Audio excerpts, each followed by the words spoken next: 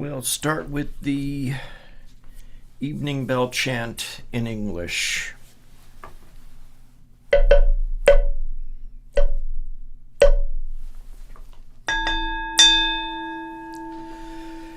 Hearing the sound of the bell, all thinking is cut off. Wisdom grows, enlightenment appears, hell is left behind. The three worlds are transcended. Vowing to become Buddha and save all people. The mantra of shattering hell. Om Garajya Sabaha. Om Garajya Sabaha. Om Garajya Sabaha.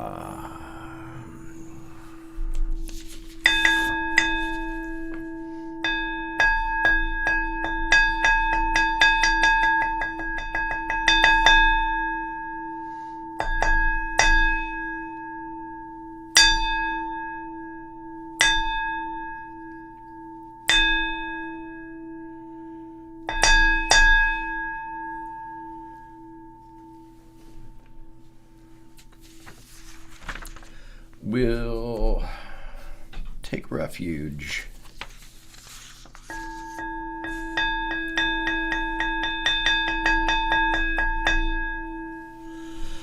Buddham Saranam Gacchami. Dhammam Saranam Gacchami. Sangham Saranam Gacchami. I go for refuge in the Buddha. I go for refuge in the Dharma. I go for refuge in the Sangha. Buddham Saranam Gacchami. Dhammam Saranam Gacchami. Sammam Saranam Gacchami.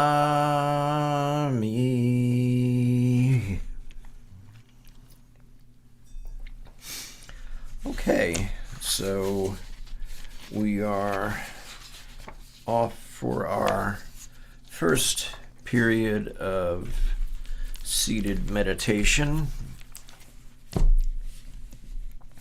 You realize that the little opening snippets that I say before every meditation period are from Mirror of Zen. So you can check that out sometime if you like. Great collection from Sosan.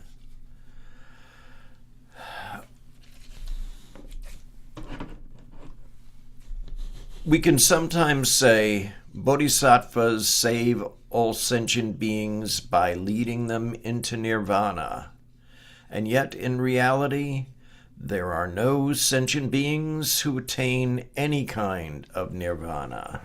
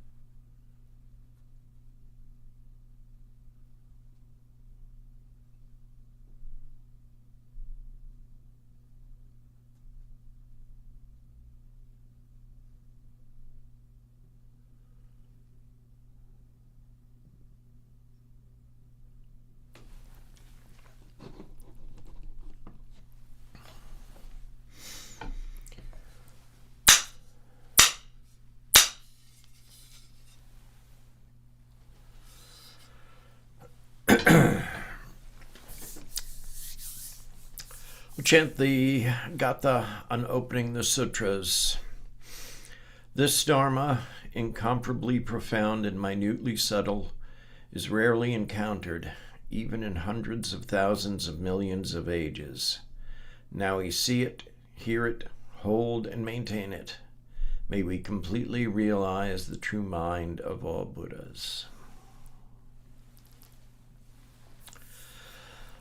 Well,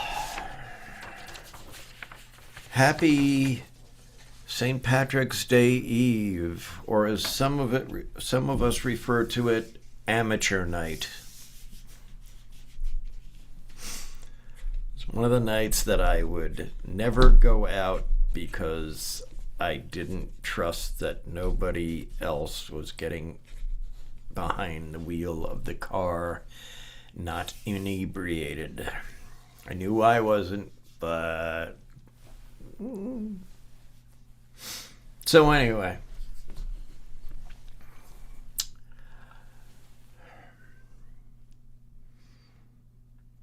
the Buddha's having a bad day.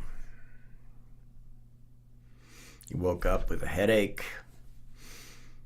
He had stubbed his toe on a rock that had been covered over by a palm frond. His omniscient Buddha eye could not see through the palm frond. Even though he was being mindful of the palm frond, the rock still won. He woke up and he was just kind of, off. To which you might say, hold on there. He's the Buddha. He's not supposed to have any of those negative-ish kind of feelings or emotions or anything like that. And to a large extent, that's true. He did exhibit equanimity in most cases. He was, certainly kind and compassionate and all that stuff. But, nobody said he was perfect. Even he didn't say he was perfect. He just had a bad day. That kind of day doesn't often make it into a sutra or a sutta. It's not a great teaching, I suppose. Although there were some times that did make it into the teachings that kind of interesting.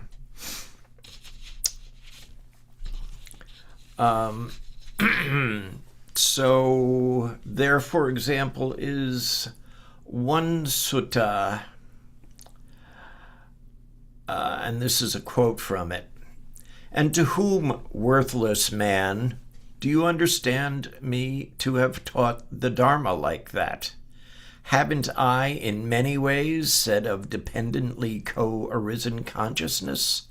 Apart from the requisite condition, there is no coming into play of consciousness. But you, through your own poor grasp, not only slander us, but dig yourself up by the root and produce much demerit for yourself that will lead to your long-term harm and suffering. End quote. Kind of cranky there.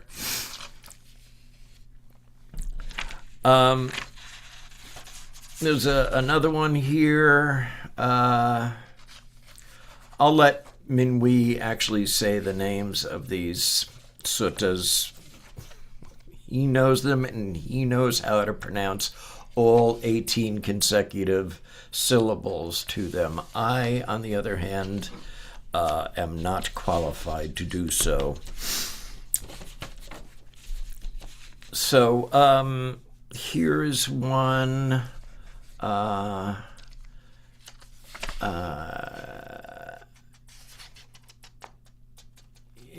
This is Okay. Here's one. Quote, "Of whom do you know, foolish man, that I have taught him the teaching in that manner? Did I not, foolish man, speak in many ways of those obstructive things, that they are obstructions indeed, and that they necessarily obstruct him who pursues them? Sense desires, so I have said, bring little enjoyment and much suffering and disappointment. The perils in them are greater. Sense desires are like bare bones, have I said. They are like a lump of flesh. They are like a snake's head, have I said. They bring much suffering and disappointment. The perils in them are greater. But you, O foolish man, have misrepresented us by what you have personally wrongly grasped. You have undermined your own future and have created much demerit. This foolish man will bring you much harm and suffer for a long time." Emphasis my own, obviously. Although, it may be not entirely incorrect. And one of my favorite ones, we'll skip to this one. There's two that I want to bring up here.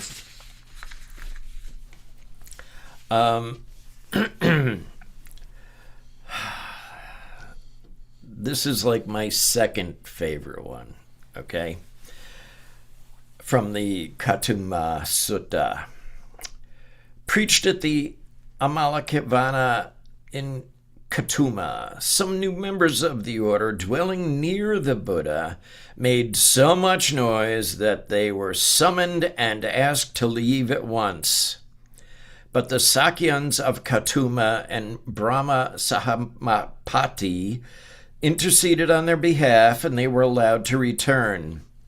The Buddha then preached to them that just as 4 terrors await the man who enters the water, waves, crocodiles, whirlpools, and sharks, so there are 4 terrors awaiting the monk: temper, gluttony, the pleasures of the senses, and women. And undoubtedly my favorite of these, because it involves Ananda. And if a family member can't push your buttons, who can? A bunch of monks that you have to say, pipe down, sure. But a family member, can't beat them. So this is from the Kalyana Mittata. Ananda enthusiastically declares, "This is half of the holy life, O Lord. Admirable friendship, admirable companionship, admirable camaraderie." The Buddha replies, "Don't say that, Ananda, don't say that. Admirable friendship, admirable companionship, admirable camaraderie is actually the whole of the holy life. When a monk has admirable people as friends, companions, and comrades, he can be expected to develop and pursue the Noble Eightfold Path."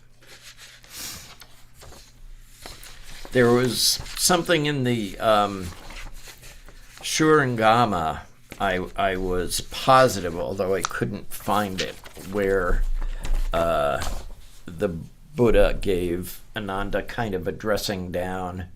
In fact, I once described it to a teacher as the Buddha gives Ananda a beatdown sutra, and I was chastised for that because of the contemporary aversion to violence we have. And okay, I didn't mean beat down as like literally, just like a phrase but it didn't matter. I was admonished anyway, and I took it. So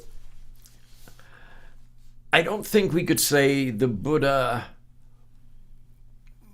like his anger, I wouldn't even call it anger, it's annoyance, vexations, kind of again, Ananda, weren't you listening? Weren't you paying attention? You know, it's not like he was verging on chariot rage, let's say. But he could get kind of annoyed. Bunch of monks too noisy? Yeah, that could really, set your day off in the wrong direction. There was the monk with diphtheria that all of the other bhikshus just sort of like, okay, diphtheria, we'll just back away a little bit here. And the Buddha and Ananda with him that time actually said, hey, this guy is sick. You're not helping him. What up with that?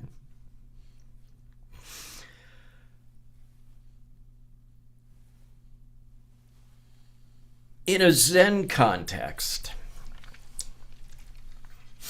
we're told that we should feel things fully and then let them pass.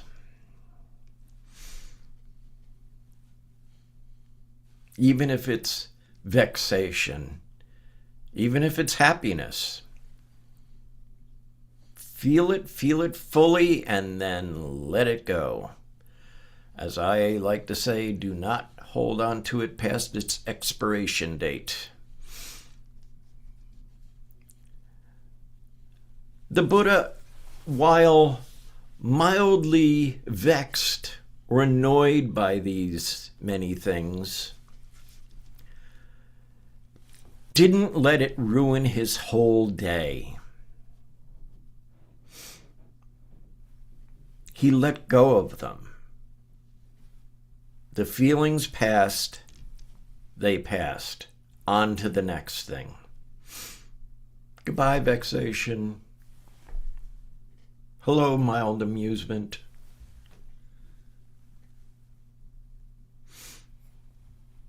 There's a reason that virtually every statue of the Buddha that we see, he's got that little kind of upturned mouth, kind of a little smile. We want to memorialize him like that he's just like always the chillest guy you could find. His equanimity was unsurpassed. And that's probably true. I don't know if there are grades of equanimity or not, but more often than not, I would say the Buddha exhibited equanimity. But there were times when he didn't. He got annoyed at these people, these foolish mans. There's some other ones where the admonishment is a little bit more severe than foolish, or some translations that are a little bit more severe than foolish.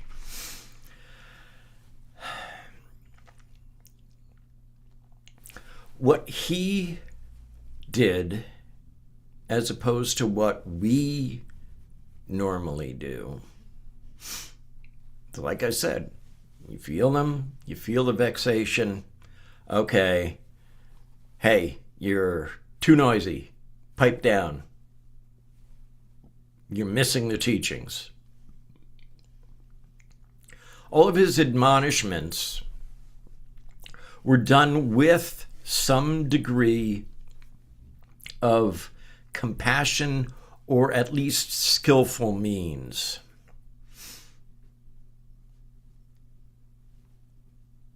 Like when somebody's out misrepresenting the Dharma,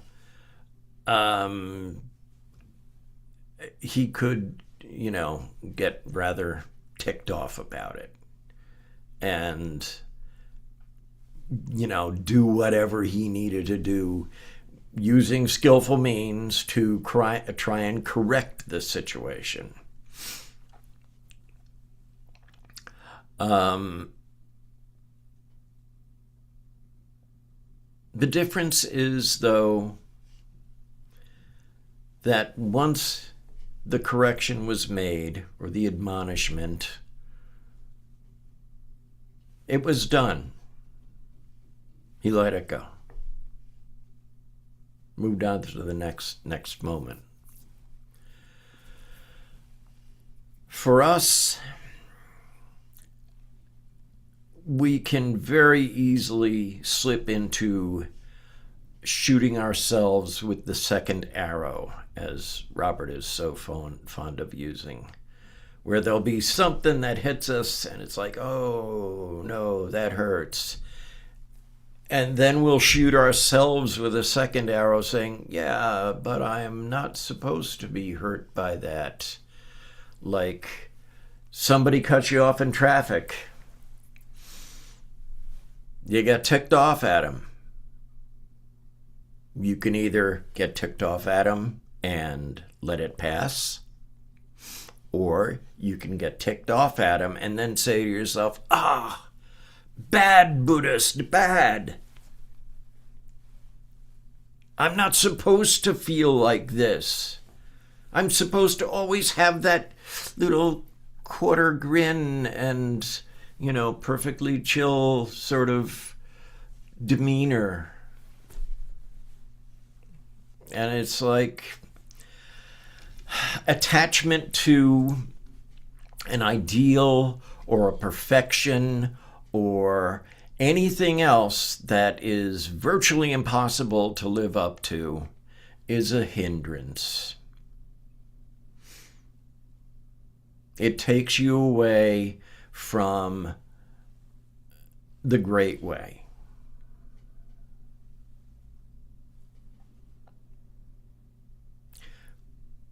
And we all do it. We all have these little vexations. We all get ticked off. We all have somebody that's keeping us awake at night because they're too loud. And most beneficial would be if we just let them pass. When the people quiet down, it's like, okay, they're quiet now. I can go back to bed.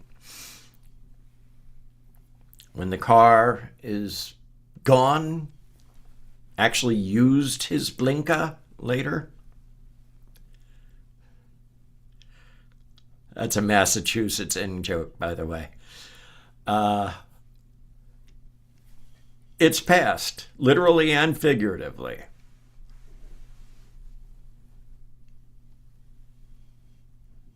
We don't hang on to these things.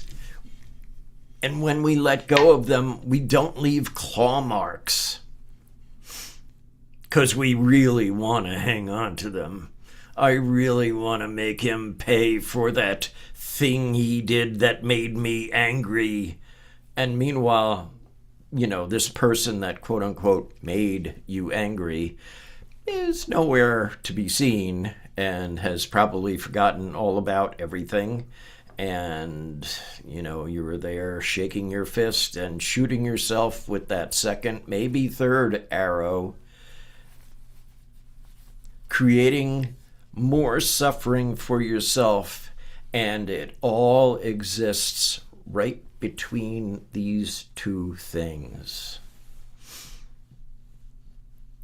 We create the vexation, we create the hanging on, we create the admonishment of ourselves for being bad Buddhists. It's all made by our thinking. So if we realize that, it probably would make it easier to let these things pass.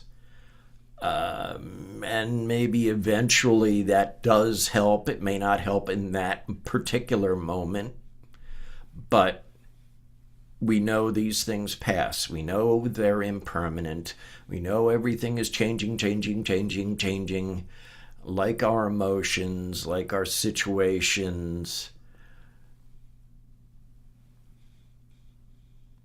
Let it go. Let it pass.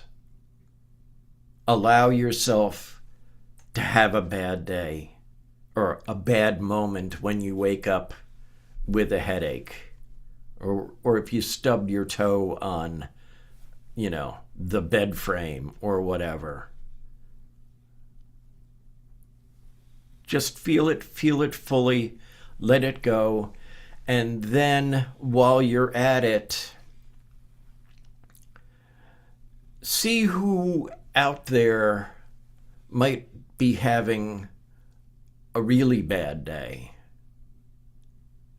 See who might have received some really bad news and is really torn up by it. That makes stubbing your toe pale in comparison.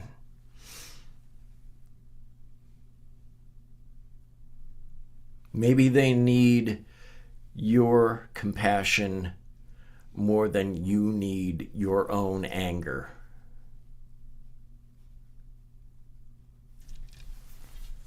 So, thank you.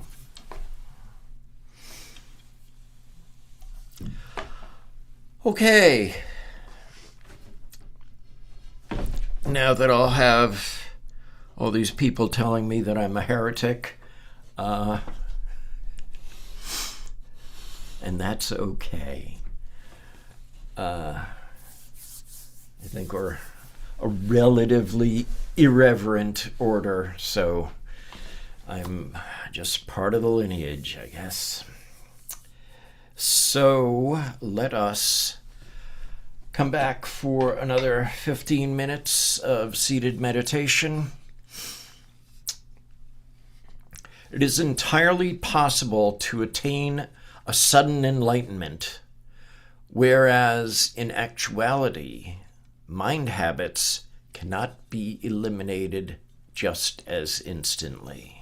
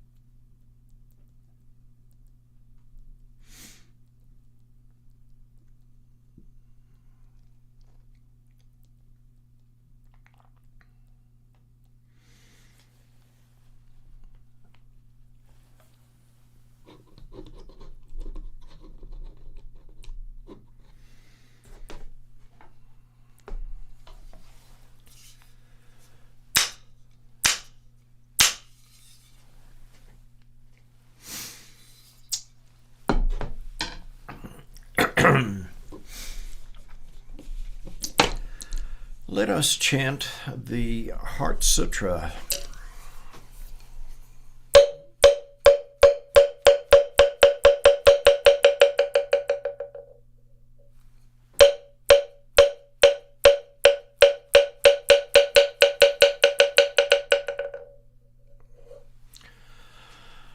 Mahaprajna Paramita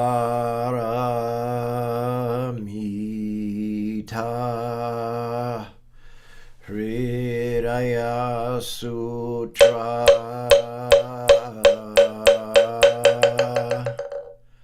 Avalokiteshvara Bodhisattva, when practicing deeply the Prajna Paramita, perceives that all five skandhas are empty and is safe from all suffering and distress. Shariputra, form does not differ from emptiness. Emptiness does not differ from form. That which is form is emptiness. That which is emptiness, form. The same is true of feelings, perceptions, impulses, consciousness. Shariputra, all dharmas are marked with emptiness. They do not appear or disappear, are not tainted or pure, do not increase or decrease. Therefore in emptiness, no form, no feelings, perceptions, impulses, consciousness, no eyes, no ears, no nose, no tongue, no body, no mind, no color, no sound, no smell, no taste, no touch, no object of mind, no realm of eyes, and so forth, until no realm of mind consciousness, no ignorance, and also no extinction of it, and so forth, until no old age and death, and also no extinction of them, no suffering, no origination, no stopping, no path, no cognition, also no attainment, with nothing to attain. The Bodhisattva depends on Prajna Paramita, and attained is no hindrance. Without any hindrance, no fears exist. Far apart from every perverted view, one dwells in nirvana.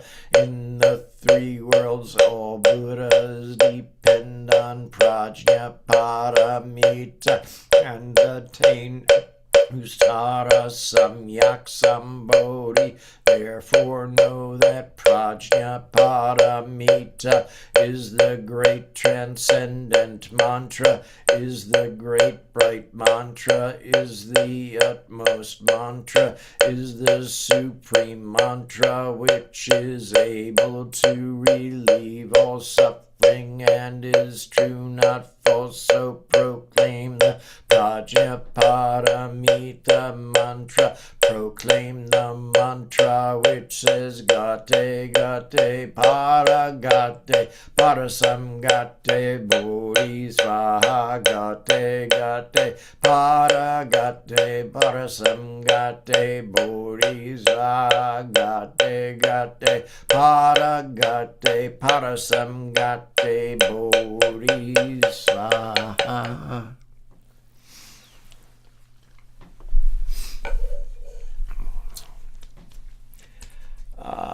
Let us now dedicate merit.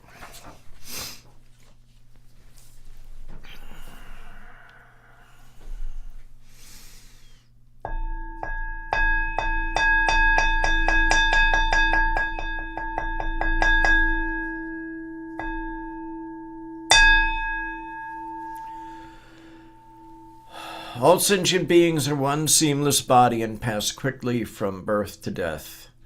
We remember those who cared for us and are gone. those who were ill, those who were at war, those who were hungry and who were in pain, may they heal and have peace. We especially dedicate our service to Amy Rowan, Mike Gingy Wood, Brian Unger, Barry and Juanita, and would anyone else like to dedicate merit? Special dedications of merit for the people of Lebanon, and another dedication of merit for the Prairie Land Defenders. Thank you.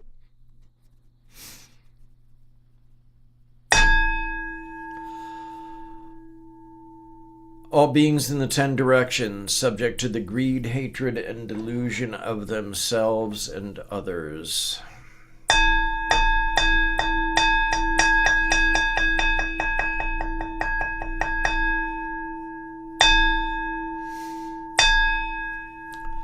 All Buddhas throughout space and time, all honored ones, Bodhisattva Mahasattvas, wisdom beyond wisdom, Mahaprajna Paramita.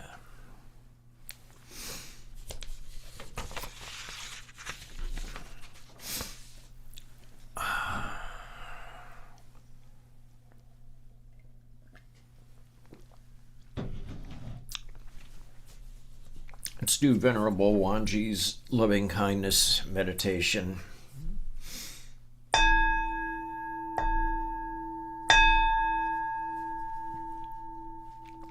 May I be well, happy, and peaceful. May no harm come to me. May no difficulties come to me. May I have a calm and peaceful mind. May I have patience, insight, courage, and compassion in meeting the challenges of life. May my parents be well, happy, and peaceful. May no harm come to them. May no difficulties come to them. May they have a calm and peaceful mind. May they have patience, insight, courage, and compassion in meeting the challenges of life. May my teachers be well, happy, and peaceful. May no harm come to them. May no difficulties come to them. May they have a calm and peaceful mind. May they have patience, insight, courage, and compassion in meeting the challenges of life. May family members and relatives be well, happy, and peaceful. May no harm come to them. May no difficulties come to them. May they have a calm and peaceful mind. May they have patience, insight, courage, and compassion in meeting the challenges of life. May friends and acquaintances be well, happy, and peaceful. May no harm come to them. May no difficulties come to them. May they have a calm and peaceful mind. May they have patience, insight, courage, and compassion in meeting the challenges of life. May unfriendly people and my enemies be well, happy, and peaceful. May no harm come to them. May no difficulties come to them. May they have a calm and peaceful mind. May they have patience, insight, courage, and compassion in meeting the challenges of life. May unknown persons be well, happy, and peaceful. May no harm come to them. May no difficulties come to them. May they have a calm and peaceful mind. May they have patience, insight, courage, and compassion in meeting the challenges of life. May all beings, with form and without form, visible, invisible, born or coming to birth, large and small, from the highest realm of existence to the lowest, be well, happy, and peaceful. May no harm come to them. May no difficulties come to them. May they have a calm and peaceful mind. May they have patience, insight, courage, and compassion in meeting the challenges of life.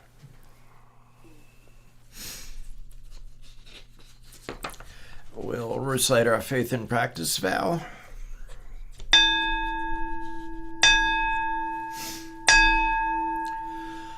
I will never retreat and will be firm in my mind in this correct Dharma. I will escape from the samsaric cycle of birth and death and definitely will see my original face. I will be sure to inherit the life of insight of the Buddha and save all sentient beings.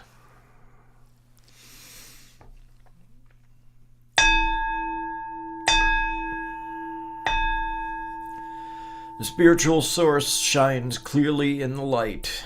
The branching streams flow on in the dark. Infinite realms of light and dark convey the Buddha mind. Birds and trees and stars and we ourselves come forth in perfect harmony. We practice and recite this for all beings in our grateful thanks to our many guides along the way.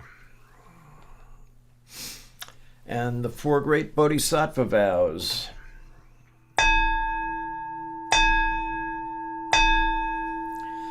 Sentient beings are numberless. We vow to help them all. Delusions are countless. We vow to see through them all. Opportunities to awaken are infinite. We vow to embrace them all. The Buddha way is endless. We vow to embody it.